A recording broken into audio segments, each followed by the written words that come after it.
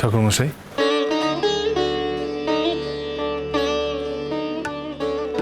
এসো বাবা। তোমাদের খবরটা জানার পর থেকে আমার হাত পা আর চলছে না। আমি সারাদিন ঠাকুরের কাছে প্রার্থনা করছি আমার মায়ের স্মৃতি যেন ফিরে আসে।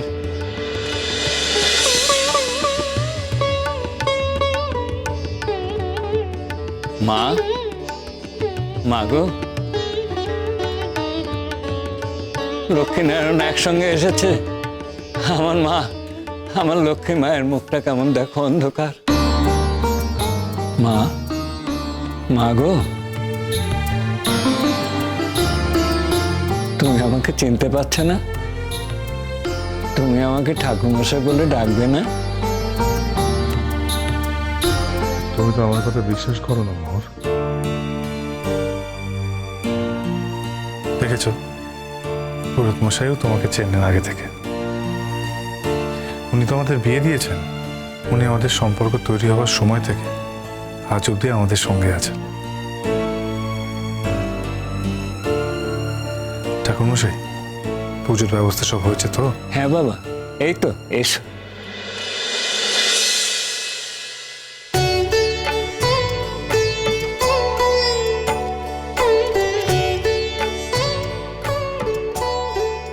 মোহর,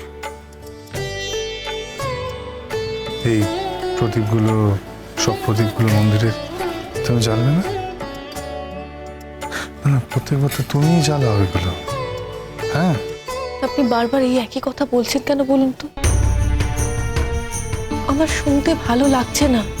আমি আমি কখন আপনাকেও চিনি না, আর এই মন্দিরে আমি কখনোই আসিনি।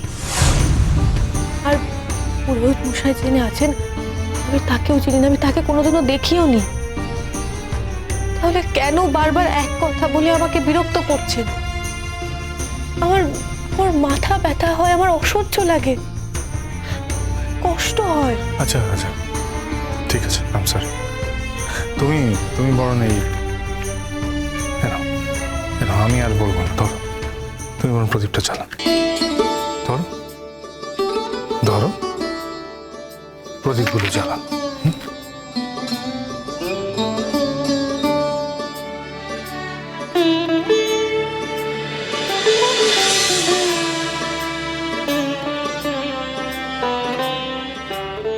ধরো, তোমার কিছুই মনে নেই। ধরো না, আমি মিথ্যে কথা বলছি। কিন্তু এই মন্দিরে এসে প্রদীপ জ্বালাতে তো কোনো দোষ নেই। আমি তোমার সঙ্গে হেল্প করছি।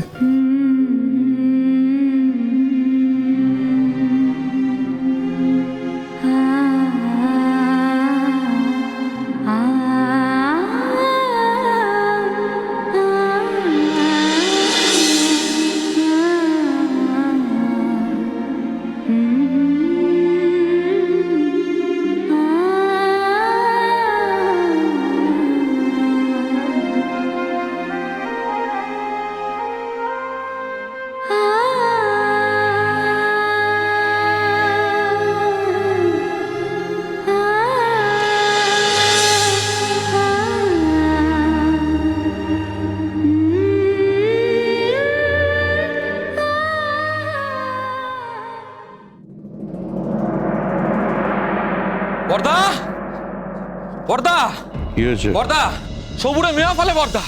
বলে না, কথা আছে না, গর্বের কল বাতাসে নড়ে, নড়ে গেছে। উফ, ওই যে শ্রেষ্ঠা, শ্রেষ্ঠা আমার নামে অনেক আজে বাজে কথা রটিয়েছিল না। ওই যে মোহরে কি ইনসিডেন্টটা ঘটলো, হ্যাঁ, ওইখানে ওকে সন্দেহ করে ওরই হাজবেন্ড, ওই এসিপি, ওকে অ্যারেস্ট করে নিয়েছে। উফ, ওকে অ্যারেস্ট, বিশ্বাস হচ্ছে না? দেখো, এই যে পেপার নিয়ে এসেছি, দেখো, এই দেখো দেখো দেখো দেখো, এই দেখো না, দেখো না, এখানে দিয়েছে, দেখো দেখো। উফ, কি ব্যাপার বলো তো? তুমি এখন কলেজে যাচ্ছ না কেন কিছুদিন? কি হয়েছে? আমি কোথায় যাবো কি যাবো না সেটা কি তোমায় কৈফিয়ত দিতে হবে নাকি? হ্যাঁ, দিতে হবে, আমাকে কৈফিয়ত দিতে হবে। তাছাড়া তুমি অনেক রাত অবধি আমি দেখি গুজগুজ করে ফোনে কথা বলো। কার সাথে কথা বলো? এই, তুমি বাইরে যাবে শুনলাম না? কেন, তুমি কি করেছো? হঠাৎ করে তোমাকে ওই বাইরে যেতে হবে কেন? দেখেছো দাদা, দেখেছো দেখেছো কেরম সাহস পেয়েছে দেখে? তুমি কি মনে করো? তুমি কোথা থেকে এরকম সাহস পাচ্ছ সেটা আমি বুঝি না? বুঝি, আমি সব বুঝি দাদা। আমি বলছি তোমাকে, ও সাহস পাচ্ছে হচ্ছে ওই বাড়ির মেজো বউর সঙ্গে যোগাযোগ আছে তো, নিয়মিত যাতায়াত আছে। কি যাতায়াত নেই? মেজো বউর সঙ্গে যোগাযোগ আছে না? ওই তো উপদেশ দেয়, পরামর্শ দেয়, মাথায় বুদ্ধি ঢোকাচ্ছে। ঠিক বলছে না? হ্যাঁ, তুমি আমার সামনে দাঁড়িয়ে ছোটকে এভাবে কথা বলছো।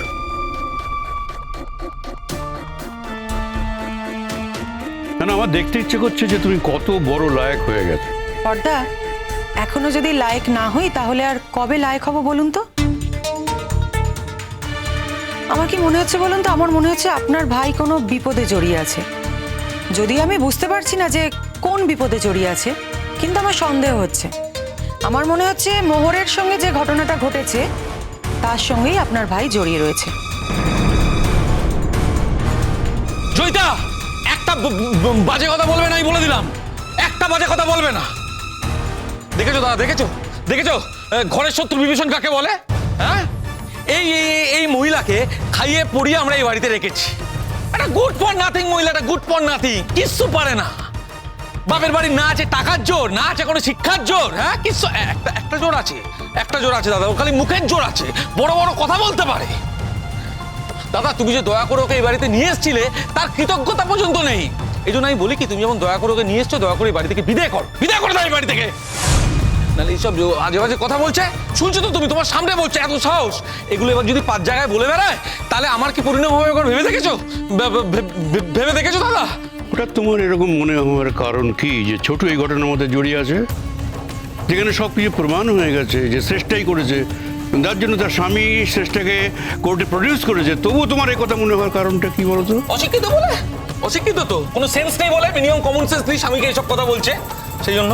হ্যাঁ, আমি অশিক্ষিত, আমি মানছি আমি অশিক্ষিত, কিন্তু তোমার মতো শিক্ষার না আমার প্রয়োজন নেই। শোনো, যে শিক্ষা মানুষের ক্ষতি করতে শেখায় না, সেই শিক্ষাকে আমি ঘেন্না করি। এই যে তুমি একটু আগে বললে না যে ধর্মের কল বাতাসে নড়ে, আর আমি সত্যি এই কথাটা কিন্তু মনে প্রাণে বিশ্বাস করি যে ধর্মের কল বাতাসে নড়ে। দেখো, শ্রেষ্ঠা ভালো মেয়ে নয় সেটা আমি জানি। শ্রেষ্ঠা জীবনে অনেক অন্যায় করেছে, কিন্তু তাই বলে শ্রেষ্ঠা অন্যায় করেছে বলে তুমিও অন্যায় করতে পারো না সেটা তো নয়, তাই না? তাছাড়া তোমার আচার আচরণ, তোমার চলাফেরা, তোমার ফোনে কথা বলা, সবকিছু কিন্তু আমার খুব অস্বাভাবিক লেগেছে। তারপর তুমি কলেজের এক্সকারশন বাদ দিয়ে প্ল্যান করছো যে নিজে একা একা বাইরে যাবে। কেন বলো তো? আচ্ছা, আমাকে বলো তো, তুমি কি এমন ঘটনা ঘটিয়েছো যে তোমাকে এখান থেকে চলে যেতে হবে? কি হলো, চুপ করে আছো কেন? উত্তর দাও। তুমি কোথাকার কে যে আমি তোমায় উত্তর দেবো? দেখো, আমার যদি উত্তর দিতেই আমি দাদাকে দেবো, বৌদিকে দেবো। দাদা বৌদি আমার গার্জেন, তুমি আমার গার্জেন নাকি? হ্যাঁ, তাছাড়া আমার কি কলেজ ছাড়া কোনো পার্সোনাল লাইফ থাকতে পারে না? মানে আমার কোনো বন্ধু বান্ধব থাকতে পারে না, আমি কোথাও যেতে দাদা কোনো ব্যাপার না। আসলে বিষয় যেটা হয়েছে সেটা হচ্ছে কলেজের কিছু পুরনো বন্ধু বান্ধবের সাথে দেখা সাক্ষাৎ হলো, একটা প্ল্যান হলো, একটা রিউনিয়ন মতো হচ্ছে, এই 2 দিনের জন্য একটু বাইরে যাবে। আমি তো দেখছি যে জয়িতা এখনো তোমার বউ যতটা, তার থেকে বেশি হচ্ছে তোমার গার্জিয়ান। কি ব্যাপার তোমার, এত গার্জিয়ানগিরি ফলাচ্ছ? কে তোমাকে এত সাহস যোগাচ্ছে? যারা সাহস যোগাচ্ছে তারা কিন্তু আমাদের বাড়ির বাইরের লোক, তারা কেউ আমাদের বাড়ির ভেতরের লোক নয়। আর যদি তোমাকে সাহসটা নিতে হয় তাহলে বাইরে গিয়ে সাহস দেখাও, বাড়ির ভেতরে থেকে সাহস দেখাতে হবে না।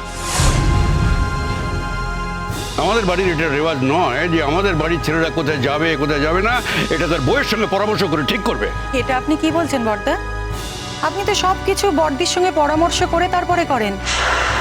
বড়দির পরামর্শ ছাড়া তো আপনি 1 পাও নড়েন না।